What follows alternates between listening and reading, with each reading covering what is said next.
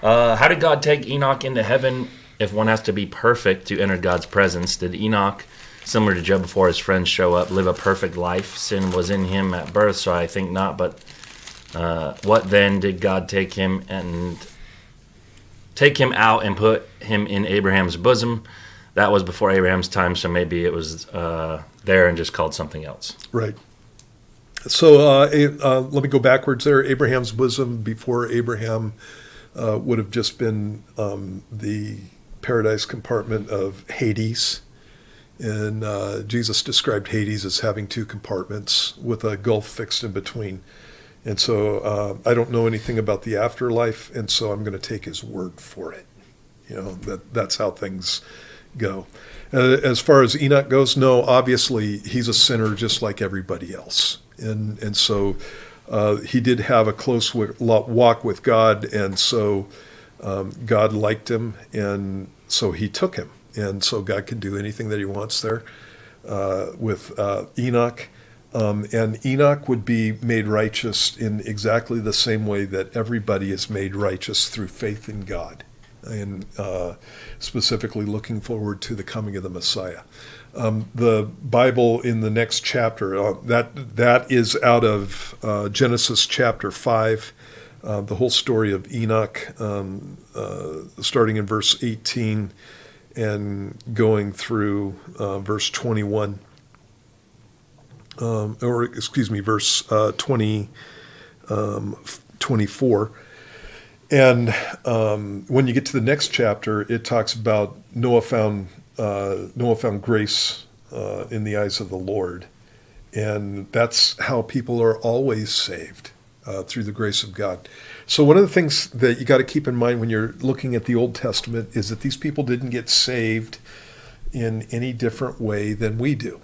And so Abraham is called the father of faith, and the Bible teaches that the reason that Abraham was made right with God is because he believed God, and God accounted it to him for righteousness. And that's exactly the same way that we come into a relationship with the Lord. Abraham was looking forward to the coming of the Messiah, as Enoch would be, looking forward to the coming of the Messiah. We're on the other end of that whole thing, looking backwards at the coming of the Messiah. Enoch and these guys had sacrifices that symbolized the sacrifice that Messiah was going to make, and we have communion that looks back on the sacrifice that Jesus did make.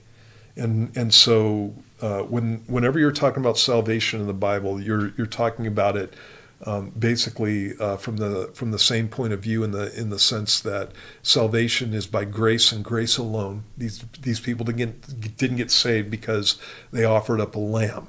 They got saved because they believed on the Lord who told them to offer up a lamb. And we're not saved by taking communion.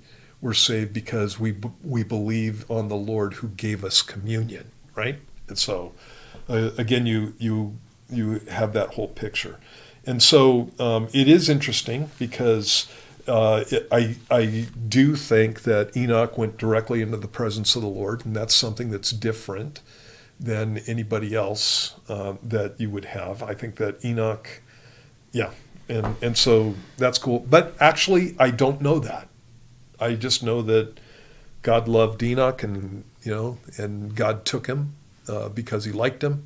And I'm presuming that he took him into his presence, but I don't know that for sure. And like you said, he could have been in Abraham's bosom, for all I know. And one of the things that you've got with the Lord is that he's everywhere, and he can be with his people in that place just as well as he can in heaven. So there you go.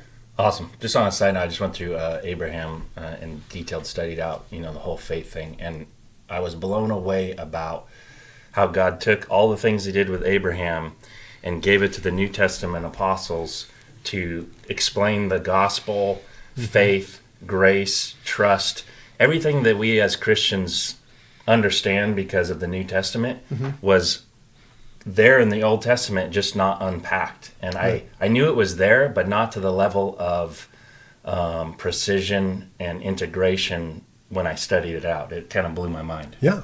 It's like, again, Abraham's the father of faith. And so he's used as the example all the way through the New Testament, especially Paul Yeah. talking about Abraham all the way through the New Testament. Yeah. And Romans, numerous passages, Hebrews, a whole book of Galatians almost. yep. Yeah. Yeah. And Okay.